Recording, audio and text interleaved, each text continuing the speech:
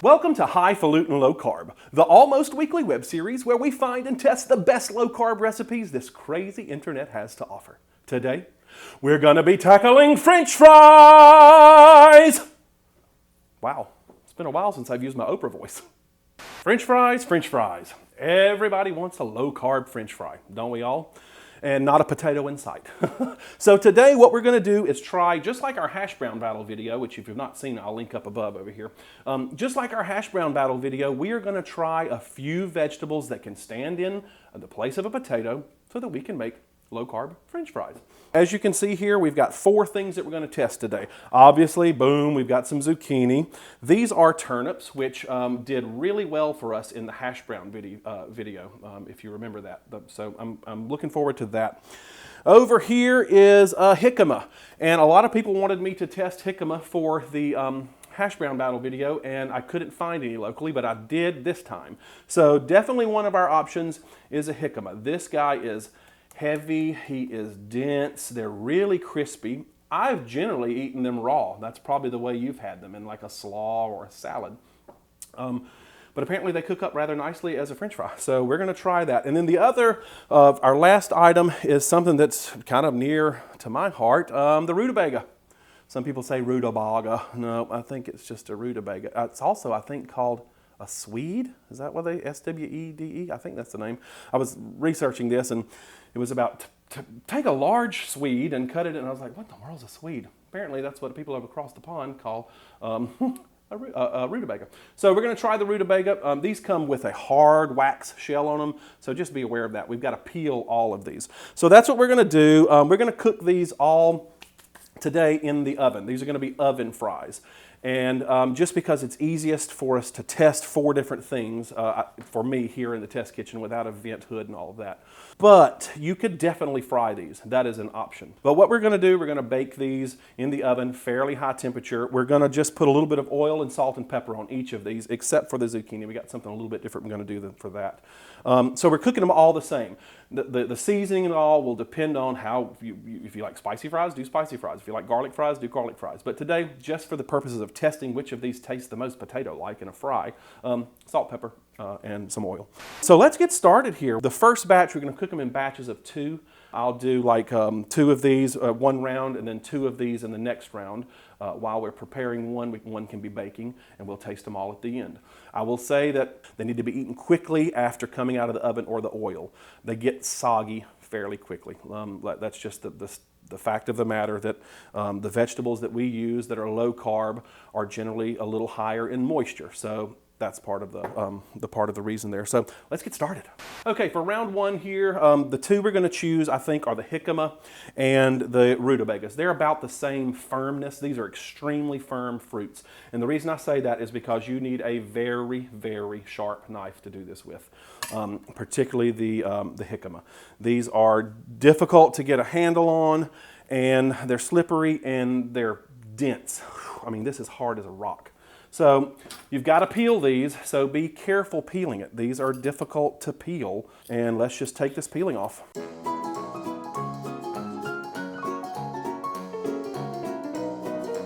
Now, let's go ahead and just peel the rutabagas while we've got it here. Again, this comes with a really waxy, you can see how shiny it is. Weird, waxy consistency on the peel. I guess it's just for freshness. So just peel these.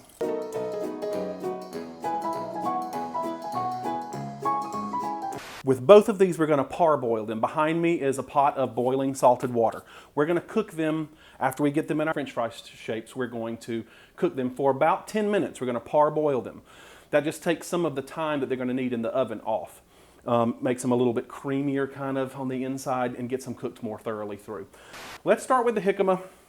And you need, I've said it before, you need a very sharp knife. This is a very dense vegetable. And a dull knife is a recipe for disaster. One slip off of this and you'd cut your leg off.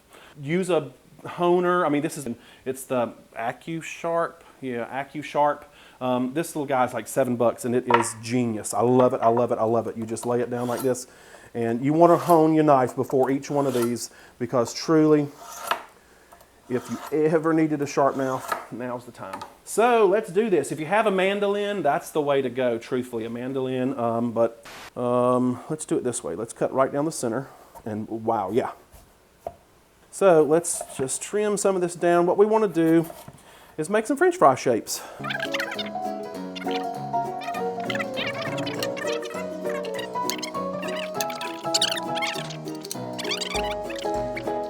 Now, before we go into the boiling water with these that's behind me, let's talk a moment about serving size.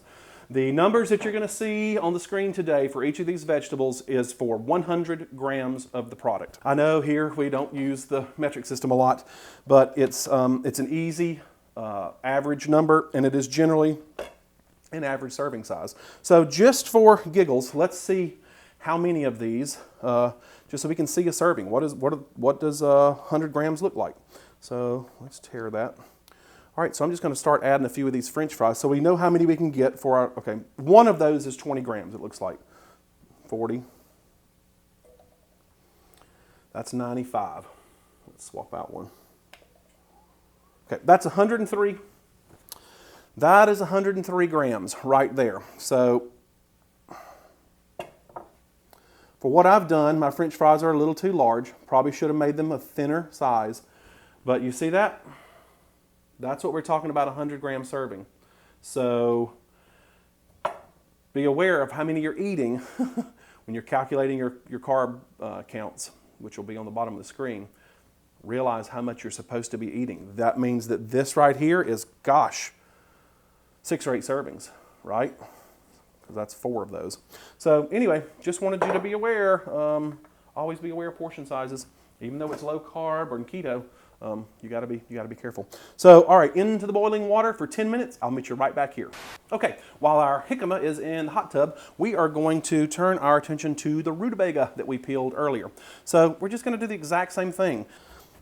Oh, wow, okay, that's twice as difficult to me to cut than the jicama, the rutabaga is. And rutabagas are, I love them. I grew up with them. My dad always had a garden, and we always had rutabagas.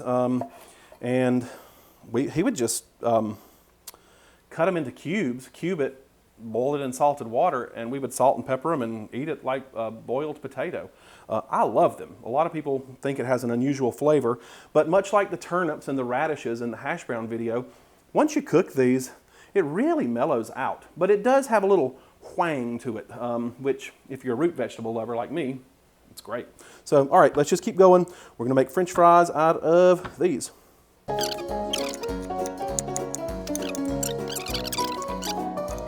Okay, so rutabagas, here we go. Again, what you see down here is for 100 gram serving. Remember, sort of in relation to that to the jicama, how many of those you're gonna be eating. Because it's probably not as many as you think. Okay, so we have our rutabagas cut.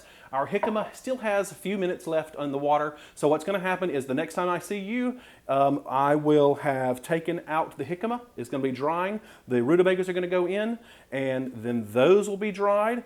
And I will meet you right back here in 5, 4, 3, 2. And we're back. Through the magic of television, we're done with our jicama and our rutabagas. You can see them here just steaming away. So this is our jicama after it's been cooked. They have some give to them, you see. Before that, you could have never done that with it. They were just, super crispy. But that gives it a little bit of pre-cooking so that you don't have to cook it quite as long. It's still going to take about a half hour in a fairly hot oven. 425, 450, something like that. So what we're going to do is super simple from here, and we're going to do this with each of these. We're going to do a couple of tablespoons of oil, avocado oil, some light olive oil, something with a, not extra virgin, but something with a high smoke point. You can do coconut oil if you don't want the coconut flavor here. I think that might interfere with our taste test, so I'm not using it. And then some salt and pepper, and it's just that simple. This is where you can get fancy if you want to. You can add some cumin, you can add paprika, garlic powder, onion powder, any seasoning you want, cayenne pepper if you like spicy things, chili powder if you like chili cheese fries, you know, anything. The world is your oyster, as it were. So let's just toss this.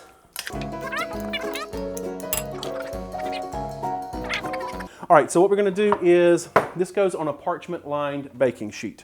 Let's just get this ready. And I don't know about you guys, but there is nothing more infuriating to me than fighting with a roll of parchment paper. I love parchment paper, can't stand the roll. You can never get it to lay flat. It's worse than like cling wrap in that respect.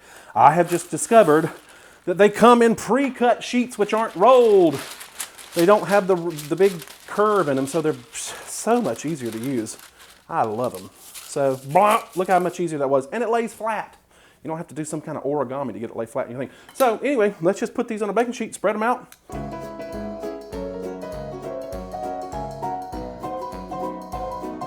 Okay, and now to our rutabagas. They've just come out of the oven, out of the, again, see how floppy? They're par cooked.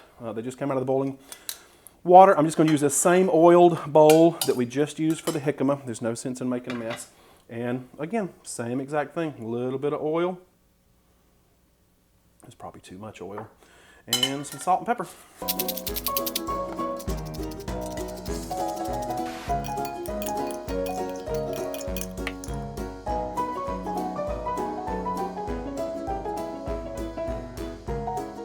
We've got our jicama, we've got our rutabaga, and these are going in the oven right now, 425. I'm gonna start checking them at about 20 minutes.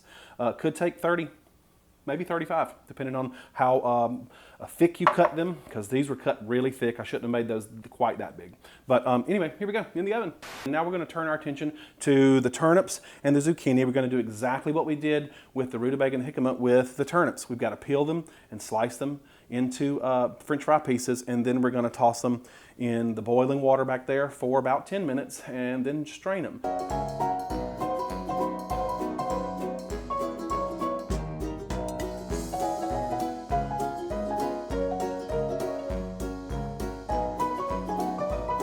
Okay, we are back now with this beautiful, French fry-like things. They're French fry-esque, I guess you could say. I'm gonna say that I cut these too large. Maybe not for my preference and taste, but for the 30-minute time that everybody says only bake them for 30 minutes. This took 45 minutes, almost 50 minutes for both of these. And they're considerably, larger than, say, a shoestring fry from somewhere like McDonald's, But this is also like a steakhouse fry, somebody might call them. You don't want these to get soggy, and I'm gonna try them pretty quickly. Let's go ahead. This is the jicama fries. They were the really long ones because that jicama was huge, buddy. You don't wanna really stack them up much. Everybody says that you gotta eat these when they're fresh out of the oven, all of these really, because they tend to get real soggy quickly. And here's the elephant in the room.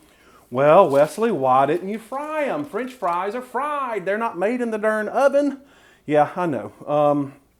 My setup here really isn't great for a lot of deep frying for a battle like this. It's about to get dark. I've been doing this all day. So frying all day, it's just not gonna work in my test kitchen. And truthfully, I don't eat a whole lot of fried foods fried in grease. I did in the past, which got me where I am now, but I like to oven fry.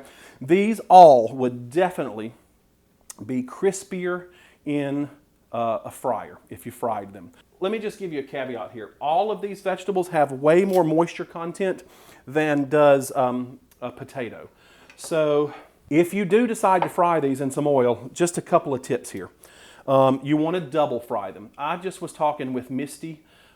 She's another low-carb YouTuber that I've sort of made friends with, and she's just a great gal. Her channel is At Home with Misty. If you haven't seen it, check it out. She's precious. Love her to death. So we were talking about this and batting ideas back and forth, and she's like, the turnip fries, which we're about to do now, she's like, my tip is to double fry them. And if you've never double fried, that's exactly how restaurants get really crispy fried potatoes in a French fry.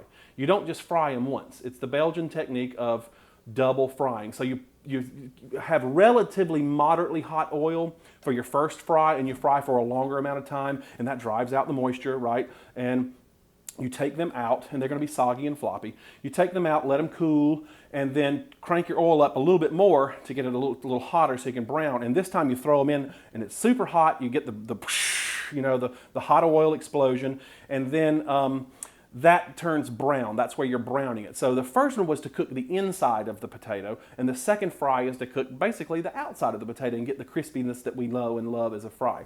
So she was like, I do the turnip fries a fair amount, and this is the way I do them. And she parboils them just like we did. This is what we have here for 10 minutes. She actually salts hers first. She'll salt them raw for half an hour or so with some salt, rinse them off, parboil them, drain them, and then double fry them. And that gives her a nice crispy French fry. And that would definitely be, you could do that with all of these. But because of the moisture content, when you fry, make sure, if you fry outside if you can. If not, fry inside. If you've got a big soup pot, right, you want something with high sides. I often see people using like a cast iron skillet to fry in, and that's fine for fried chicken that doesn't have a lot of moisture in it. But if it's a rutabaga or a jicama or a turnip that's got a lot of water in it, as soon as that stuff hits hot oil, it's going to start bubbling, just like it does. Well, guess what? You put it in a shallow pan with a lot of oil, there you go, you've got a grease fire. So when you're doing vegetables like this, I would prefer doing it in a high-sided pan. A little bit of oil in a tall pot so that you can moderate the temperature, and then all of that splash over just kind of is contained, right? So anyway, that's my tip. And thanks to Misty, check out her channel, and we'll put a link to it right over here. All right, so from here, let's take up, this is the rutabaga, and they're beautiful and yellowish orange. And I'm gonna taste these now because apparently you gotta taste them while they're fresh. So let's get these off of here. It might be best, like if I were frying this in the fryer, I would probably take these up on a baking sheet, on a cooling rack, and let them drain on a cooling rack set over a baking sheet so that airflow can get to them and they don't sit in their own moisture and weep. Let's try these. Okay, the first one, while they're hot, is the rutabaga fry, and let's see what's up. He is floppy. Yep, he's floppy. Which, wow, okay. Texture is firm. Wow. These were boiled for 10 minutes and cooked for almost 50 minutes in a 400, and I said 425, I kicked it up to 435.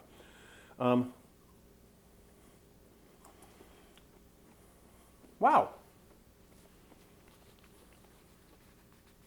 I kind of dig that. They still have the flavor is benign. There really is no flavor really to speak of. It just tastes like salt and oil and the things that French fries taste like. But it's toothy. It has some like a bite to it that's still crunchy from that jicama. So you do feel like you're getting a bite kind of a potato. I mean, I'm not going to give this to a person who's never had eaten low carb and be like, these are French fries, and they'd be like, yeah, sure, okay. I mean, but you dip that in some ketchup and probably be pretty good. Now, granted, remember what we said. It was only about 4 of those. When I held them up, about 4 of those makes a 100-gram serving. So just be aware. All right, let's try this is the rutabaga fry. This is the one I was most excited about, and boy, they are really floppy. So some of these may benefit from actually frying them if that's something you want to do.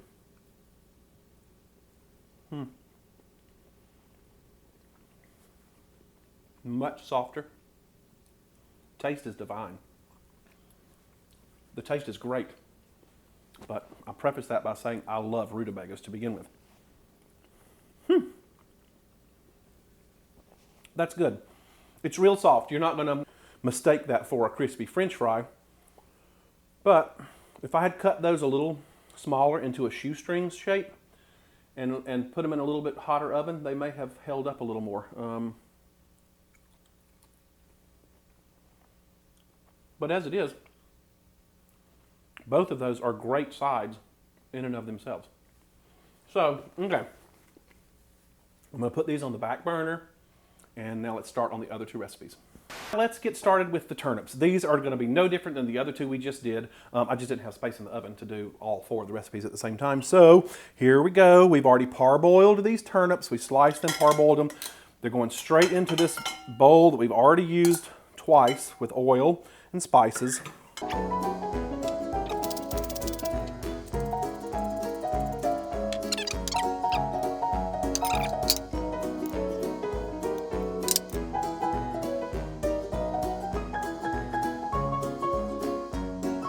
Okay, the turnips have been placed on a pan and into the oven at about 435 they go. And now we're going to tackle the zucchini. The turnips are in the oven. And this actually is a recipe, so I'm going to link out to that in the video description box below. It's a recipe by Low Carb Yum, and this is her low carb zucchini fries. And there actually is a dredging. We're going to dredge in some eggs and milk, or sorry, eggs and heavy cream. Just make a dredge out of that. And then the batter here is a mixture of pork rinds that have been ground in the food processor and Parmesan cheese, grated Parmesan cheese. So all you got to do, it takes 2 zucchini, and when you're cutting these, you leave the skin on, and specifically each piece has to have a section of skin, because once these go in the oven, that's all that's going to hold it together is the skin. Hopefully the egg and the batter that we're creating, not batter, but the dredging will make a crispy zucchini fry.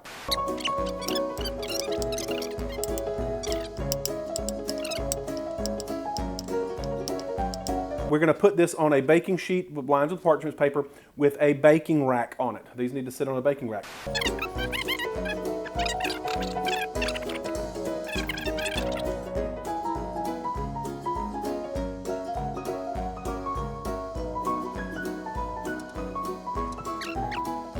So the next time I see, they're going in the oven about 15-20 minutes. The next time I see you, we are going to have all 4 of these ready to taste, all right? Okay, so this is the rutabaga, salt, pepper, and oil. This is the jicama, salt, pepper, and oil. These are the turnips that we did, also salt, pepper, and oil. And then this is the recipe for low-carb zucchini fries from Low Carb Yum. I just wanted to try those to see what they were like. So we've tasted these two. I thought they were good. They were still a little floppy. Again, if you want to fry these, by all means do it. They probably would crisp up. And actually, one of these, like when I was looking this up, they were like, after you bake them, then put them in the fryer for just a few minutes. Well, that means that you've boiled them, baked them, and then you're going to fry them. That just seems like a tremendous amount of work for, like an hour and a half work for a plate of French fries. Although, I'm not going to put myself against it, I might do it one day. We'll see. All right, these are the turnips. Whoa, yeah, really soggy, super soggy. Was really hoping for more. They're hot. Yeah, blech. Oh, no, I shouldn't say. They're good, but Misty was right. At home with Misty, she was like, you're going to have a soggy mess with those turnips unless you double fry them. So if anybody out there wants to report back after you've done this, double fry them, boil them, and then double fry them, let me know. I'm curious to know what it's like. The flavor of that is fantastic, but it just tastes like roasted turnips. It doesn't taste like a French fry. So lastly is I'll be honest, I love zucchini, but it's never been something that I've been able to hide as an ingredient. Zucchini is zucchini. It's not going to be confused for a French fry. So let's just try one of these. I will say that if you do make these, ooh, they're hot. Be sure to put the skin side down. Skin side needs to go down. Otherwise, if it's flesh side like that, see, it peels off. The batter stuck to the grate, the baking rack. So, let's see. That looks pretty good. It smells delicious.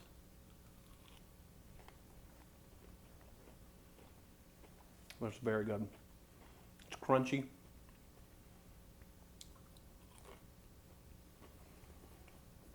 That breaded coating, so good. Wow, those are excellent. However, they do not taste like French fries. I would never dare dip one of those in ketchup. Not going to do it. Tomato sauce, maybe, because like pasta sauce. Because while this is delicious, like the Low Carb Yum post even said, I have a new friend who's low carb, and she tried them when they were coming out of the oven, and they thought that they were just like regular French fries, smelled and tasted like regular French fries. No, ma'am. No. They are delicious, though. It almost tastes like eggplant parmesan or zucchini parmesan, some sort of Italian dish. I definitely know that the cheese is there. And it is delicious. And I would make this again and again and again. This would make a fantastic appetizer, but I would never dare call those a French fry. So, sorry, Low Carb Yum. It's a delicious recipe with the wrong name, for me, personally. But I'll be making those again, for sure. So out of these, I've got to say, the whole goal here is not to really declare a winner. My goal here is to sort of spur some thought that we can branch out from zucchini or cauliflower into some other vegetables that we can use and substitute in place of potatoes that we like.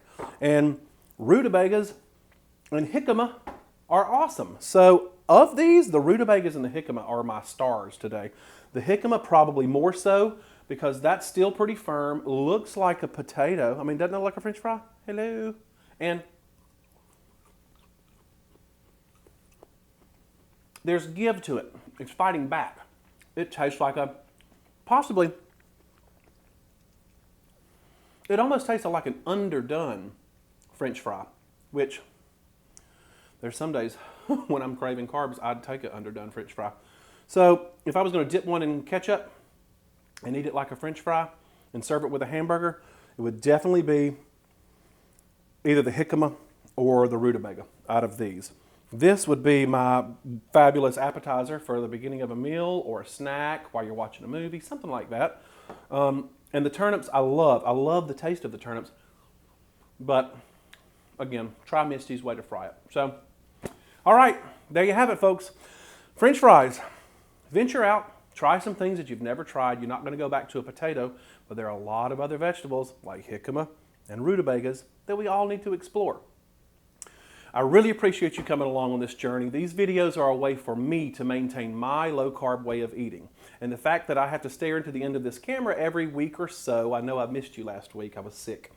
The fact that I have to stare in the end of this camera keeps me honest, and I really appreciate that you're coming along for my journey. If you're one of those subscribers who left a comment that you wanted an apron or you wanted a coffee cup or a t-shirt, go to my Spreadshirt. I'll put that link down in the video description below. And also, last week I announced a Patreon account. If you don't know what Patreon is, basically think of it like a tip jar for the internet. If you're interested in that, be sure to check it out. Otherwise, stay tuned. Another recipe coming up soon. Love you guys. I'll see you next time.